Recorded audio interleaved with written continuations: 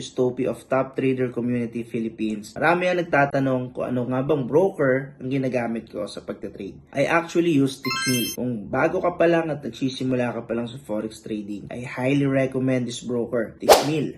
Why? Bukod sa mga advanced tools nila like AutoChartist at Acuity Trading Tool na makakatulong sa inyong pagtatrade, ay meron din silang free webinars, seminars, ebooks, video tutorials, at marami pang ibang makakatulong sa inyo. Marami pang ibang programs for new traders that are all accessible in their website so that you will be well equipped before starting your journey in the world of trading. Now, if you have questions about sa forex trading, comment ka lang sa baba. Sasagutin natin yan sa next video natin. Once again, this is Topi of Top Trader. Kita-kits tayo sa next video ko.